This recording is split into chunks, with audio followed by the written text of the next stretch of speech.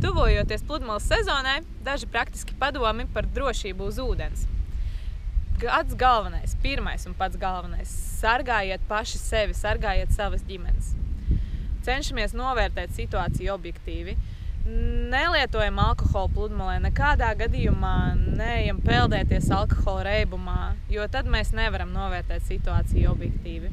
Kad mēs ejam peldēties, nepeldam tālāk par uzstādītām drošības bojām. Viņas nav tāpat, viņas ir pamatoti uzstādītas tieši tajā attālumā, kur peldēties ir droši. Ja mēs peldamies tajā vietā, kur bojas nav uzstādītas, nepeldam tālāk par otro sēkli, nepeldam uz to trešo un tālāk, jo mēs nepamanam, kā ūdens ievelk mūs arvien dziļāk un dziļāk jūrā, mums vienkārši var nepietikt spēka tikt atpakaļ krastā. Kā arī, ja gadījumā mums ir krampis, tikt galā ar krampi tai vietā, kur nevar aizsniegt ar kājām zemi, ir daudz grūtāk.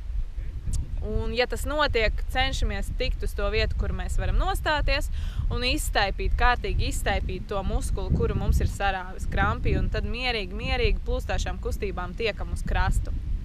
Ja mēs redzam, ka kaut kur netālu no mums vai tuvumā cilvēkam ir nepieciešama palīdzība, un vai viņš slīkst, vai viņam ir krampis, vai vēl kaut kas, cenšamies piesaistīt pēc iespējas vairāk cilvēku uzmanību, mājam ar rokām, kliedzam, saucam glābējus, saucam pēc palīdzības un tā tālāk. Mēģinam atrast kaut kādus priekšmetus, kas peld, kas turās ūdens virsmā, piemēram, bērnu peldriņķus vai matračus, vai kaut vai vienkārši tukšu aizskrūvētu pudeli un pasniegt tam cilvēkam, transportēt to līdz tam cilvēkam, lai viņš var pieķerties.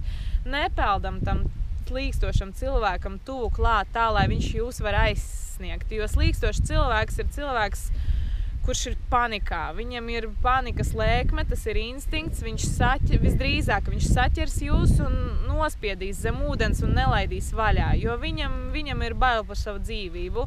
Un beigās var būt tā, ka cietušais būsiet jūs pats, un to arī nedrīkst pieļaut. Ja cilvēks turās virs ūdens virsmas, viņš vēl neslīkst.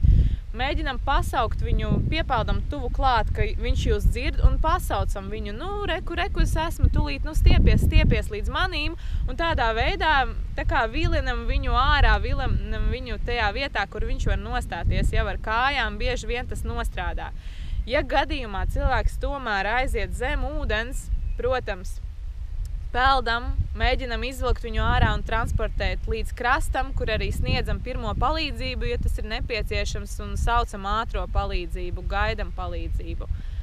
Tātad tas tāds būtu galvenais, bet vēlreiz atkārtoju, pats galvenais ir sargāt pašam sevi, un tā arī būs labākā palīdzība un labākais padoms.